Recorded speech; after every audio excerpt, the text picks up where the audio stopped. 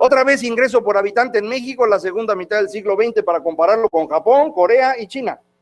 Son todos. Japón nos supera en los 60, Corea a fines de los 80, China no nos ha alcanzado, pero es el mismo tipo de crecimiento. Me comparo con otro país, España, que cuando era yo chico me decían España es un país pobre porque tiene un miserable dictador, y puede ser que sí, Franco era un miserable dictador, pero España no era pobre. España era más rica que México desde 1950. De hecho, España entra a la Unión Europea ya siendo un país rico. Acá nos cuentan el cuento de que se volvieron ricos los españoles por entrar a la Unión Europea, que la Unión los ayudó. No es cierto. España era rica antes de entrar a la Unión Europea. ¿Contra qué comparo a México para no sentir gacho? Contra el mundo. El promedio mundial es más o menos el de México, ¿no? Es como si fuéramos un equipo de media tabla, ¿no? Antes decía yo como las Chivas o los Pumas, pero esos güeyes no sirven para nada. Entonces, como los Gallos Blancos o alguna cosa así, ¿no? México ha crecido desde 1940 hasta el día de hoy. El crecimiento promedio de México al año es 2%. Entonces, cuando Videgaray les dice que va a crecer 2.7, no se anden quejando, denle las gracias. El crecimiento promedio de México durante 75 años es 2%. No es el gobierno de Peña Nieto, no fueron los dos gobiernos del PAN, no es el neoliberalismo, son 75 años creciendo 2% anual. Y los 30 años anteriores, acuérdense, crecimos 0. Esto es el resultado de la revolución, ¿eh? Y es muy fácil, siguen haciendo lo mismo, van a obtener lo mismo, ¿eh?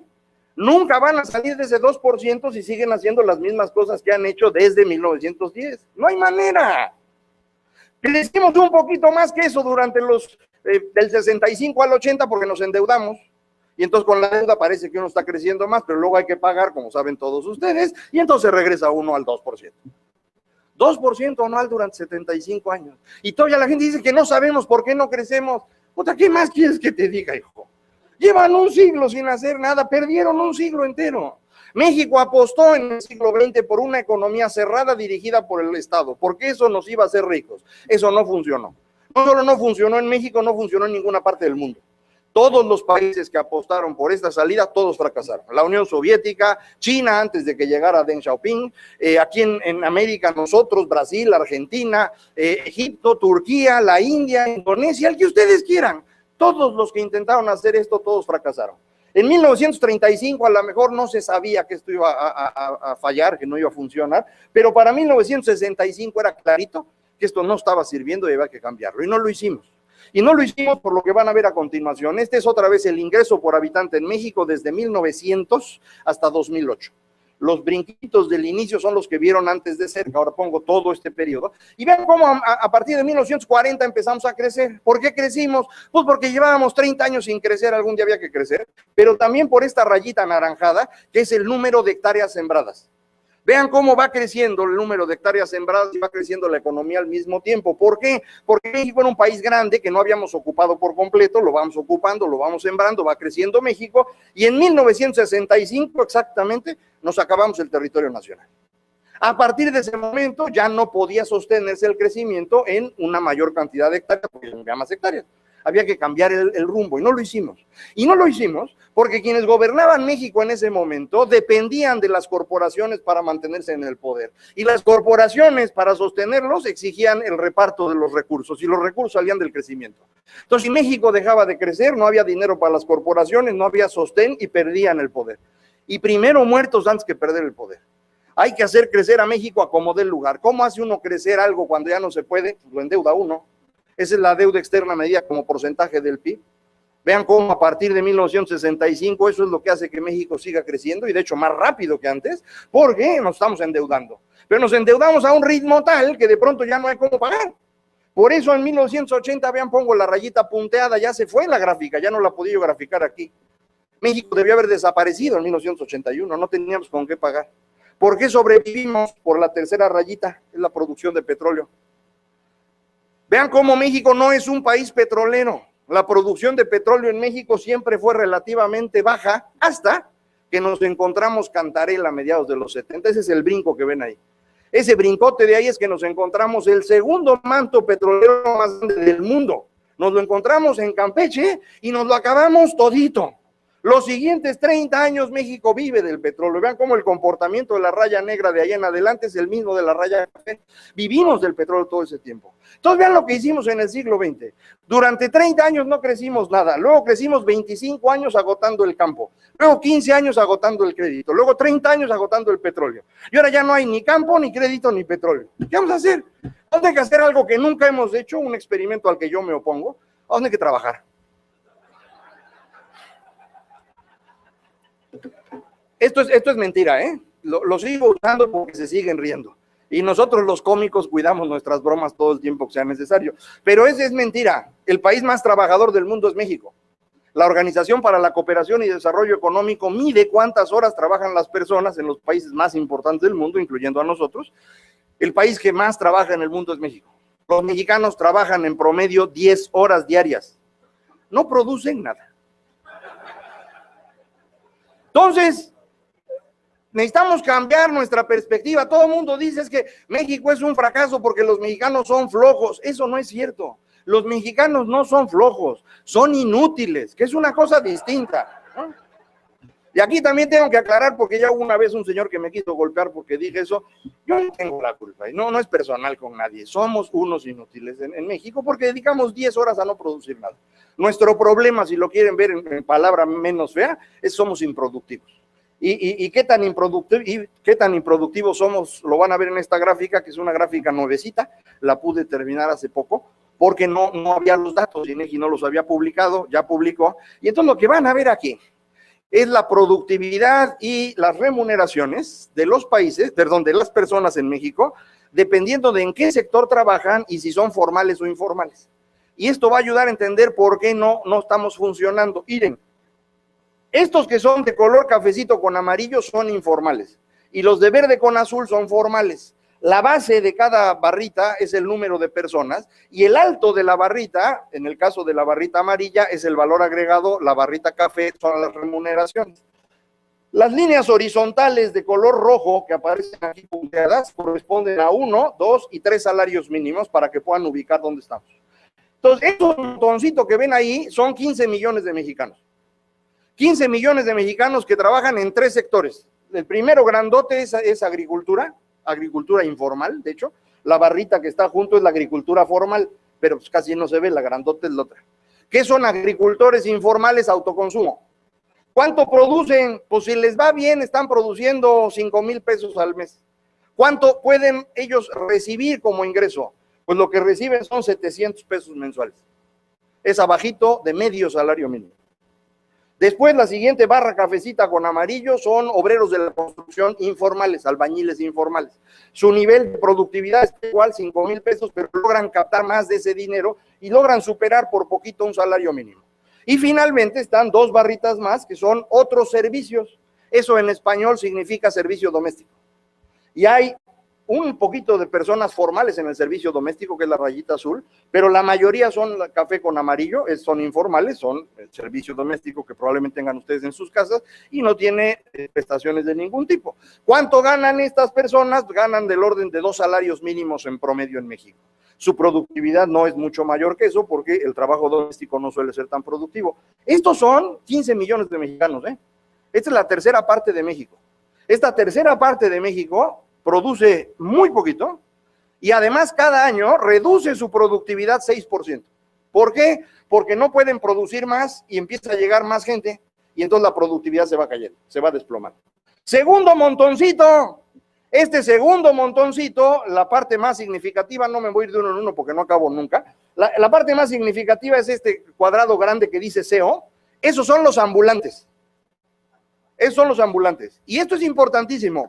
La productividad de un vendedor ambulante es la productividad promedio de México. O sea, cada vez que quieran saber qué es México, vayan a ver un ambulante. Eso es México. Esa es la productividad promedio de México. ¿Por qué no podemos crecer más?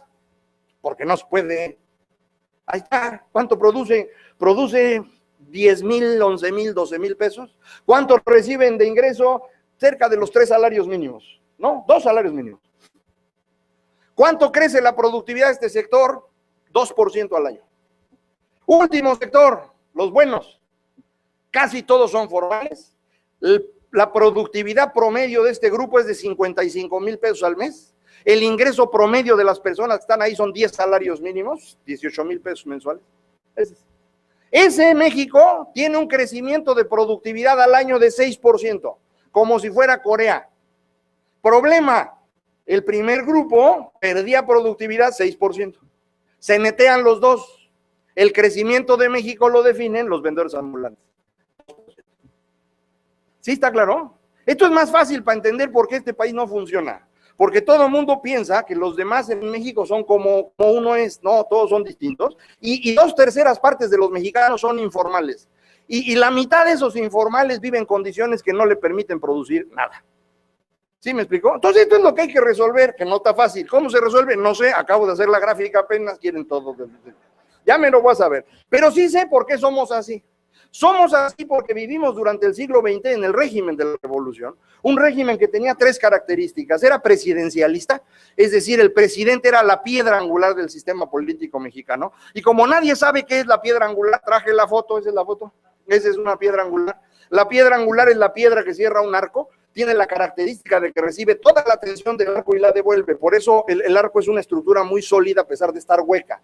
El presidente en México no era todopoderoso. Lo que tenía era todo el poder del sistema político, que es distinto. No se podía salir del sistema político, y el sistema político mexicano era un sistema corporativo, es decir, un sistema hecho de corporaciones. Una corporación es una organización muy sólida y muy vertical porque al interior de ella todo mundo quiere lo mismo. La forma más fácil de imaginar una corporación es un sindicato. En un sindicato todo el mundo quiere lo mismo, trabajar poco y ganar mucho. Entonces es muy fácil organizarlos. Y lo único que se necesita en una corporación para que funcione es que las bases de la corporación deleguen en los líderes la capacidad de decisión, para que los líderes vayan, negocien, obtengan y repartan a todos. México estaba lleno de corporaciones. Cuando el régimen se derrumba en 1997, no hay ciudadanos, porque los mexicanos no saben tomar decisiones. Los mexicanos saben delegar las decisiones para que otro resuelva. Y por eso todavía al día de hoy hay un montón de mexicanos en distintos lugares que necesitan que el presidente vaya y les resuelva los problemas. Porque los mexicanos no saben tomar decisiones, no saben hacerse responsables de ellas. Este sistema se cerraba con una ideología que atravesaba toda la vida pública, el nacionalismo revolucionario, que era una reinterpretación de la historia para darle legitimidad a los que habían ganado las guerras civiles. De hecho, inventan la Revolución Mexicana para poder tener legitimidad y mantenerse en el poder. Si ustedes hoy quisieran reinterpretar la historia de México y hacen un libro para que todo el mundo lo lea, va a ser un fracaso. En México nadie lee. Y si nadie lee hoy, imagínense en 1930. Entonces, ¿cómo le haces en 1930 para reinterpretar la historia y que todo el mundo lo entienda? ¿Con monitos? ¿Quién hace los monitos? Diego Rivera. Diego Rivera reinterpreta la historia nacional y la pinta en las paredes de este país, y él pinta lo que él creía que había que hacer. Y él era un comunista convencido. Y lo que pinta en los murales Diego Rivera es el México comunista que él quería ver, porque él creía que ese era el camino que debía tener México. El que no crea en esto, vaya a Palacio Nacional y vea el mural que está ahí. Y ahí van a ver a Marx, a Engels, a Lenin. Pues ¿cuándo vinieron? No vinieron. Es la imaginación de Diego, queriendo reflejar el México comunista que según él debíamos ser nosotros lo más pronto posible. Y Lázaro Cárdenas quería lo mismo. Y entonces lo que hicimos fue eso, un fracaso. ¿Cómo estamos hoy después de todo esto? Voy a usar los datos del Foro Económico Mundial, pueden usar los que quieran. La ventaja de estos monos es que juntan mucha información, entonces es muy fácil ver todo junto. Ellos miden la competitividad de un país con 12 dimensiones, que les llaman los 12 pilares de la competitividad, que son estos. No importan todos, nada más vean que tenemos 2 buenos, los 2 verdecitos son los buenos. Tamaño de mercado, México es un país muy grande, y la estabilidad macroeconómica, en eso estamos bien. ¿Dónde estamos mal? En los rojitos. ¿Qué son los rojitos? Los rojitos son sistema financiero, mercado laboral, mercado de bienes y sobre todo instituciones. En esto estamos mal. ¿En qué exactamente? Bueno, puede uno entrar al detalle para saber en qué estamos mal.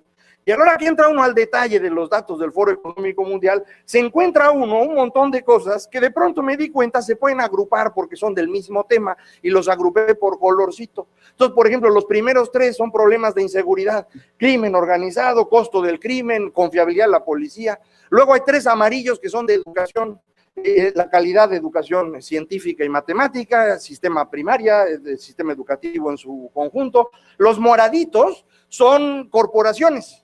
el costo de la política agrícola, el costo de contratación y despido, y el rojo es de empresarios, el costo de la dominancia en mercado, los monopolios. Y si siguen viendo las demás cosas que trae el Foro Económico Mundial, van a ver que es lo mismo, encuentro uno los mismos colores. Y entonces me doy cuenta que México nada más tiene 3 problemas, no anden buscando más, 3. Un pésimo sistema educativo, grupos privilegiados que nos extraen dinero y un gobierno débil, corrupto, que no puede aplicar la ley. Esos son los problemas de México. Ya no busquen más. Que lo dicen es que México tiene un problema de pobreza. No es cierto, México no tiene problema de pobreza. La pobreza en México es resultado de eso. Eso es lo que hay que resolver. ¿Cómo resuelve uno eso? Pues depende de dónde salió. Según yo, esas 3 cosas vienen de la forma como México vivió en el siglo XX. Y en conclusión, la solución es muy sencilla: entierren la Revolución Mexicana. Ya le festejamos 100 años, hicimos pastelito, pusimos velitas, ya estuvo bueno. Ahí muere, ya, se acabó. Se acabó. Eso no sirvió para nada. Le apostamos un siglo entero y obtuvimos 30 años de crecimiento cero y 75 años de crecimiento de 2%. ¿Quieren crecer distinto? Entierren la revolución. Olvídense de ella. No importa cómo haya sido. Todos los que adoren a Villa, Zapata, Madero, Carranza, acuérdense que se mataron entre ellos y olvídense de ellos. Ahora, puede ser que yo esté equivocado y hay otra explicación. Si alguien la tiene, me la da. Y yo discuto con mucho gusto. No he encontrado ninguna otra explicación. Yo creo que es esto. Y entonces esto es lo que yo creo que hay que resolver. Y aquí lo importante es llegar al fondo. Déjenme hacer todavía los problemas menos. 2 problemas. Problema 1. Los mexicas no quieren la ley. A los mexicanos no les gusta la ley. Quieren que la ley la cumplan los otros, pero no quieren cumplirla. Si ustedes no van a querer cumplir la ley, estamos en un problema, porque no hay manera de tener democracia si no hay ley. Entonces, si van a querer democracia, necesitamos que haya ley. No van a querer democracia, entonces necesitamos un autócrata. Pueden agarrar al de ahorita, aprovechando que está bonito, pueden ir a buscar al peje, que es más carismático, pueden conseguir al de acá, que ya se vio que es capaz, ¿no? ¿Cómo se llama el señor Aguirre? Alguno de esos agarren.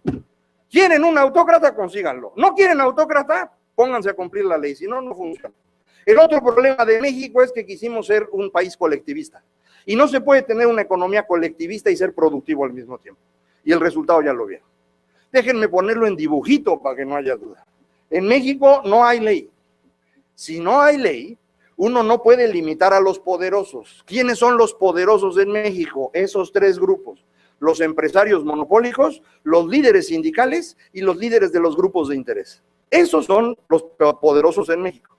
¿A qué se dedican los poderosos? A que ustedes trabajen para ellos. Esto debería ser obvio, pero no lo es.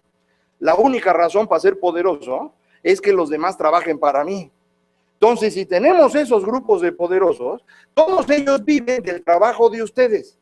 Ustedes trabajan para financiar a esos grupos y no se han dado cuenta que el esfuerzo de ustedes no se convierte en crecimiento económico porque esos personajes se llevan el recurso. Para que les quede más claro, todos los que traen un aparatito como estos, le están pagando al gordo $1 diario por encima del valor del servicio y del equipo y de todo lo demás.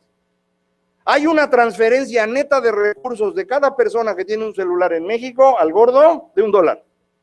Son 70 millones de dólares diarios que estamos regalando. Cada uno de ustedes $1. Tienen que trabajar para pagarle su $1 diario a aquel. Tienen 2 celulares, trabajan doble. ¿Sí me explicó? Los sindicatos ya saben que van a pagar la deuda de premios y pasivo laboral contingente para que se oiga bonito. ¿Qué es eso? Pues es que ustedes están para pagar lo que haga el sindicato. ¿Por qué? Porque el sindicato es poderoso y ustedes son sus esclavos. ¿Cómo lo pagan? A través de impuestos. Pero lo van a pagar. Y los grupos de interés lo mismo. ¿Quiénes son los güeyes que estaban ahora cerrando el centro de Acapulco? Grupos de interés que se dedican a extraerle dinero al Estado mexicano. Los únicos sindicatos que hay en el mundo hoy son de gobierno. Ya no hay sindicatos prácticamente en el mundo que no sean de gobierno. Porque en las empresas los sindicatos ya no pueden funcionar, ya no hay empleos. Entonces lo que han hecho son acuerdos de productividad y demás para salir adelante. El único lugar donde los sindicatos siguen funcionando como antes es con los gobiernos, no nada más en México, en todas partes del mundo. Porque un gobierno no puede medir bien la productividad de esos servicios y además el gobierno va a durar 5 años o 6 años o 4 años, lo que dure, y el sindicato se queda ahí. Y entonces van extrayendo recursos poco a poco. Y entonces todos ustedes trabajan para el beneficio de los sindicatos de personas que trabajan en el gobierno en México. ¿A poco no está bonito? Y cuando ustedes terminen de su vida laboral tendrán una pensión equivalente a un salario mínimo. Y los señores de Pemex se jubilan ahorita con pensiones de entre 15 y 20 salarios mínimos. ¿Por qué? Porque para eso están ustedes. ¿Sí me explicó? Entonces este es un problema. Y cada vez que queremos enfrentar estos grupos, se defienden. Los monopolios dicen que lo que pasa es que queremos entregarle el país al extranjero, que ellos son la industria nacional. ¿Se han oído esa excusa, no? Y los sindicatos dicen que trabajan por los derechos de los trabajadores, y los de los grupos de interés dicen que luchan por la justicia social. Y ustedes les creen. ¿Por qué? Porque es lo que aprendieron desde niños. Es el cuento del nacionalismo revolucionario. Y entonces se cierra el círculo. Y este círculo vicioso es el que impide que México crezca. Para que me crean de qué tamaño es el problema, este es el índice de Estado de Derecho del World Justice Project. Dejé todos los países, aunque las letras no se vean, para que puedan ver dónde estamos. Allá arriba es la civilización. Ahí está Noruega, Suecia, Nueva Zelanda, países esos míticos en donde las leyes se cumplen. Luego los países verdecitos son América Latina. México es el país rojo que ven allá abajo. El Estado de Derecho en México es inferior al de Guatemala. Y solamente es superior ligeramente al de Nigeria, que es el país más corrupto del mundo. En América Latina solo hay 2 países peores que México en materia de Estado de Derecho, que son Bolivia y Venezuela. ¿Por qué este país no funciona? Por eso. Está fácil, si no hay ni que pensar, hombre. ¿Por qué somos así? Pues porque durante todo el siglo XX en México no había ley.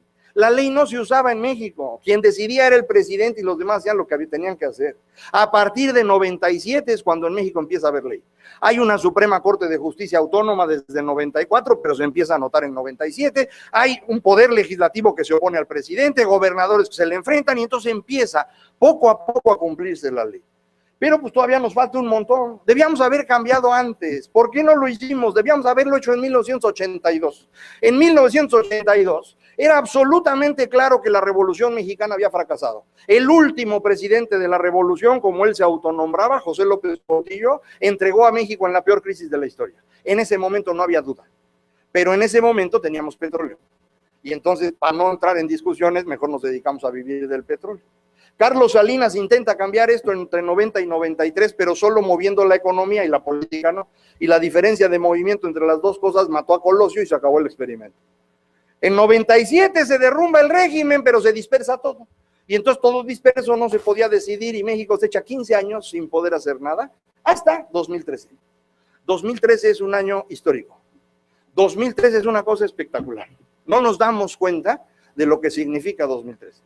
En 2013 México enfrenta todos los problemas que tiene. Véanlo de esta manera. Estos son los estudios académicos que había antes de 2012, son los que están en las columnas, indicando los problemas. No se fijen demasiado en el detalle porque está muy complicado de ver en la pantalla. Lo que me interesa es que vean todos estos renglones que están aquí, son los problemas que identificaban los expertos. Todos esos problemas absolutamente fueron enfrentados con una o varias reformas. Durante 2013 México enfrenta absolutamente todos los problemas que tiene. No resolvemos ninguno, pero enfrentamos todos. ¿Por qué no los resolvemos? Porque no se resuelven. Todos los que crean que un problema nacional se resuelve no tienen ni idea de lo que están hablando. Los problemas nacionales no los resuelve nadie nunca, es imposible. Lo que hace uno es encarrilar el burro para que se vaya arreglando poco a poco, pero no se resuelve. Dice, es que el sistema educativo, la reforma educativa estuvo mal, necesitamos obligar a los maestros. Ándale, güey, son 1.250.000 maestros. ¿Cómo los obligamos? Si ustedes juntan todos los efectivos del gobierno mexicano, militares, navales, policía federal, gendarmería, son 250.000. Le tocan de a 5 maestros por militar. Y eso con el riesgo de que gane el militar y se ponga a dar clase y acabamos peor, ¿no? Entonces, eso no se hace. Uno lo que hace es enfrentar el problema y acomodarlo para que la propia dinámica lo vaya resolviendo, y todos nos enfrentamos, todos. México se avienta, prácticamente hablando, 13 grandes reformas en este periodo. Para que vean de qué tamaño es esto. Obama, 6 años gobernando Estados Unidos, hizo una reforma y no la ha podido implementar bien. Nosotros aquí nomás llegando 13. ¿Que cómo las vamos a implementar? No importa, güey, ya las hicimos. Se van a implementar solitas, hombre. No se estén angustiando. Todo el mundo dice que ahora ya no van a... Primero que no íbamos a poder hacerlas. Ya que las hicimos, no se van a poder implementar. Cuando se implemente, es que no vas... Ya cállense, hombre, dejen de quejarse. Hubo un problema que no resolvimos, ni enfrentamos ni nada, que es la vulnerabilidad externa por razón obvia. Esto no se resuelve con leyes, este es China, nuestro problema es China, pero este problema se va a resolver solito. China va a tener la peor década de muchos años, durante toda esta década China va a estar en problemas muy serios y eso nos va a abrir un espacio afuera a los mexicanos que no hemos tenido desde 2000. Entonces, esta es una oportunidad de oro, no solo enfrentamos nuestros problemas, sino el que el problema de afuera se resolvió solito, pero nada más por un periodo del cual nos quedan 8 años disponibles, no es para toda la vida. Hicimos una reforma que a lo mejor no se necesitaba, pero ya no lo hicimos, total, ya estábamos encarrilados. ¿Qué hicimos? Hicimos una reforma a la ley de amparo que permite equilibrar mejor al Estado contra los particulares, porque esto se lo estaba llevando toda la fuerza a los particulares, y cuando no hay un Estado fuerte, pasa lo que está pasando en Guerrero. Si el problema, claro, de Guerrero es que en este lugar no hay Estado. No es que no haya Estado de derecho, no hay Estado, punto. Y sin Estado nada funciona. No lo diga muy fuerte porque tenemos que llegar hasta el aeropuerto, pero bueno. ¿Qué reformas hicimos? En capital humano, una reforma laboral, una reforma educativa para que haya cada vez mejor capital humano en México. En financiera, la reforma financiera, la de lavado de dinero y la fiscal. En competencia, telecomunicaciones y energética, un nuevo Código Nacional de Procedimientos Penales, una nueva ley de derechos humanos, las nuevas leyes de transparencia y el organismo anticorrupción que ya nos hizo como tal, sino que va a ser parte de la fiscalía que fue resultado de la reforma política. Pero vean lo que hicimos. Esto es espectacular. Déjenme darles un ejemplo que ustedes seguramente conocen, que es la reforma financiera. ¿Por qué esta? Porque nadie la leyó. No, las otras todo el mundo opina como si supiera de la energética y de la educativa. De esta nadie dijo nada nunca. ¿Por qué? Pues porque nadie la leyó. Les llegó a los diputados 900 páginas. Vieron la primera y se dieron cuenta que no iban a entender ni esa ni las otras 899. Las se aprueba, vámonos. ¿Sí? Pero vean lo que hace, nada más un cachito de lo que hace, que no sé si lo hayan visto, probablemente sí, pero nada más para que quede, no haya duda. Este es el crédito bancario medido como porcentaje del PIB, es decir, cuánto crédito dan los bancos comparado al tamaño de la economía. La raya azul, como estábamos entre los años 60 y 80, la raya roja es como hemos estado al inicio del siglo XXI, y este es México. Es el único país en este dibujito, prácticamente el único en el mundo, que logra reducir el crédito bancario de cómo estaba en los años 60 a cómo está hoy. Si en 50 años lo que hicimos, en lugar de que creciera el crédito, lo achicamos. Los únicos. ¿Por qué? Porque la gente que trabaja en el sistema financiero mexicano es gente inteligente y sabe que si le presta dinero a un mexicano, no lo vuelve a ver. No lo vuelve a ver. ¿Qué decía la ley? Si ustedes iban al banco, pedían crédito, daban garantías y luego dejaban de pagar, el banco intentaba ejecutar garantías, ustedes metían juicio. Y un juicio decente en México tarda 20 años. Y el banco no podía ejecutar las garantías sino hasta el término del juicio. Y a los 20 años no hay garantía que valga nada. Entonces los bancos sabían que lo que prestaran no lo iban a volver a ver. Y entonces, ¿qué hicieron? Dejar de prestar. ¿Cómo funciona un banco si no presta dinero? Pues no funciona. Entonces se dedicaron a cobrar comisiones. ¿Por qué cobren comisiones tan altas en México? Porque es la única forma de ganar dinero. ¿Qué hace la reforma financiera? Cambia tantito las cosas. Ustedes van al banco, piden crédito, dan garantías y luego dejan de pagar. El banco ejecuta garantías, ustedes meten juicio, el banco se queda con las garantías. Y si al término del juicio, 20 años después, ustedes tenían razón, ya se las devuelven a ustedes. Se cambió la dirección. Y este cambio de dirección es todo, ¿eh? Porque esto lo que significa es que todo aquel que estaba seguro que pudiera defraudar a un banco, ahora debería saber que no puede. Y los bancos saben que ya no van a venir los defraudadores, porque de tarugos vendrían. ¿Quién va a ir ahora al banco? Gente como ustedes o como yo, gente decente, que sí quiere pagar. Y entonces el banco va a empezar a prestar más. Y conforme presta más el banco, la economía empieza a crecer. Para que vean qué puede ocurrir. México estaba más o menos igual que Brasil o Chile, el tercero y cuarto de arriba para abajo, en los años 60 y 70, mismo crédito bancario como porcentaje del PIB. De allá para acá nosotros nos achicamos y ellos crecieron. Brasil, Chile, 2 veces y media, 3 veces el tamaño del crédito que tenemos nosotros. Imagínense que nos movemos de donde estamos hoy a donde está Chile hoy, no a donde va a estar, donde está ahorita. En 15 años, no para mañana, en 15 años. Eso significa cada año 4 puntos más del PIB en crédito bancario. Eso solito puede representar hasta 1 punto más de crecimiento de la economía. Esta reforma, que nadie leyó y que nadie entiende, puede representar un punto más de crecimiento de la economía simplemente por el flujo del crédito. ¿Se dan cuenta de eso? Y ya no estoy hablando de la energética, que a lo mejor da 1 o 2 puntos de crecimiento, o la de telecomunicaciones, que va a dar medio punto, o de todas las demás que juntas van a dar otro medio punto. Si suman todo eso, en lugar de que México se mueva en una trayectoria de 2% anual como se movió durante 75 años, ahora tenemos disponible una trayectoria de 6% anual. ¿Vamos a crecer 6%? No sé, no hay manera que lo sepa.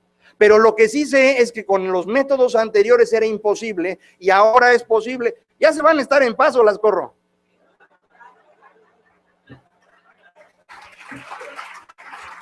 ¿Sí, no? Digo, cada quien tiene su chamba, la mía estar platicando.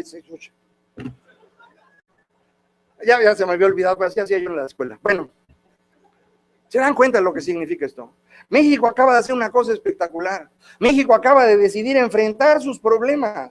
México en el siglo XX fue un fracaso porque el camino que elegimos era un fracaso. Un sistema político autoritario, una economía que no podía ser competitiva y esto pues no nos permitió salir. Nos tardamos un montón de tiempo, El cambio empieza a mediados de los 80, tanto en economía como en política. Se va notando más en distintos momentos, pero fueron 30 años de trabajo que acaban de terminar.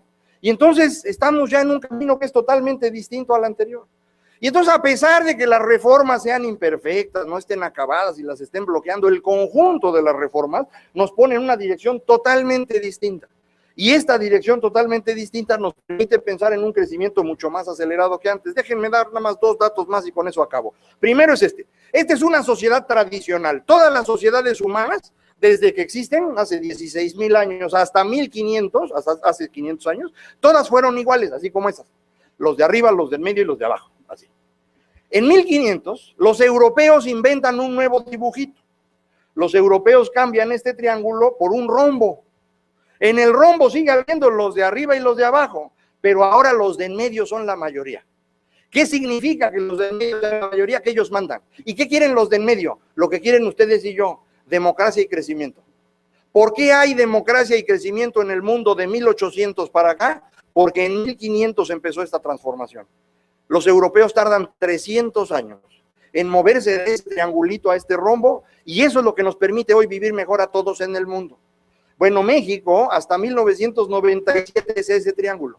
Nosotros empezamos el cambio no hace 500 años como los europeos, hace 17. Y si ellos tardaron 300 años en el proceso, nosotros no vamos a tardar tanto, pero no lo vamos a hacer tan rápido como quisiéramos. Estamos en el proceso de hacer el rombo, pero conforme lo vamos haciendo, nos aparecen triangulitos. ¿Quiénes son esos triangulitos? Grupos de personas que quieren sustituir al Estado. ¿Por qué? Porque en toda sociedad moderna nada más existe un bandido, el Estado. El Estado los saquea a ustedes mes a mes, les quita 30% de su ingreso, a cambio de eso les da algunos servicios y tiene la obligación de defenderlos de los demás bandoleros que hay. Eso es lo que hace un Estado moderno en cualquier parte del mundo. Bueno, estos grupitos quieren sustituir al Estado mexicano. Ese es el crimen organizado. La gente confunde crimen organizado con narcotráfico porque ese fue un negocio que durante mucho tiempo hicieron, pero ese no es el problema. El problema es que quieren sustituir al Estado mexicano. ¿Cómo se sustituye al Estado? Recaudando impuestos e impartiendo justicia. ¿Cómo recaudan impuestos estos grupos del crimen organizado? Con derecho de piso y extorsión. ¿Cómo imparten justicia? Con secuestro y asesinato. ¿Me explico? Eso es el problema que tenemos. ¿Cómo se resuelve el problema con el crimen organizado? Matándolos a todos. Tan, tan. Que no, porque son derechos humanos, órale, entanquen a la mitad y matan a la otra mitad. Está bien. Yo no tengo, pero como quieran. Lo único que debe estar claro es que con esto no se puede negociar absolutamente nada y les puedo dejar ningún espacio. Estos son enemigos de México. Los grupos del crimen organizado son enemigos de México, son los que no permiten que esto funcione. En términos de crecimiento de corto plazo, ¿cómo estamos? Pues este es el crecimiento de México desde 2000 para acá, y si sacan el promedio es la rayita punteada que ven ahí. ¿En dónde está la rayita punteada? Pues en el 2%. ¿Por qué? Pues porque sí, apenas estamos iniciando el proceso para movernos en otra dirección. Entonces no se puede crecer mucho más que eso, lo vamos a empezar a hacer a partir del próximo año. ¿Cuánto exactamente? No sé, pero reitero, el rumbo sobre el que se mueve México ahora es de 6%. Es, como dirían los economistas, el PIB potencial de México es un crecimiento del 6% anual, ya no es 2%. ¿Cuándo lo vamos a lograr? El día que ustedes se pongan a trabajar, que tampoco se puede hacer tan fácil, ¿no? Los humanos viven mejor que cualquier otra época anterior, pero viven angustiados porque el cambio no lo entienden. Los mexicanos, además de eso, no solamente tenemos el problema del cambio tecnológico, sino que México se había separado del mundo para hacer un invento, no funcionó ese invento y ahí vamos de regreso. Y entonces tenemos esta incertidumbre doble, el cambio tecnológico del mundo y el cambio político de México, y por si fuera poco, la violencia aquí. Entonces, yo entiendo que todo el mundo se sienta angustiado, pero lo que México ha hecho es una cosa espectacular.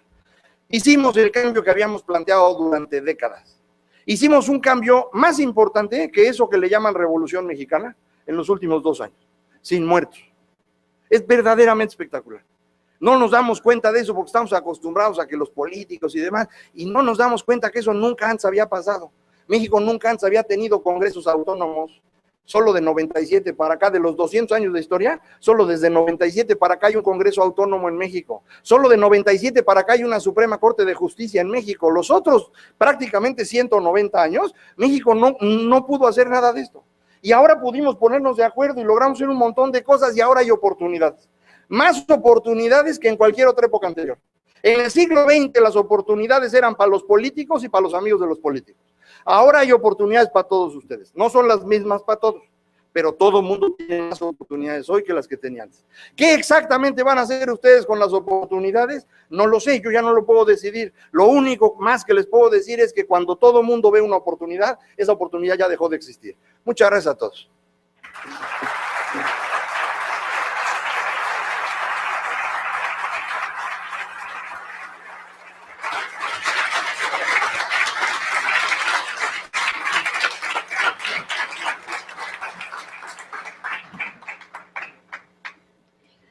Agradecemos esta excelente...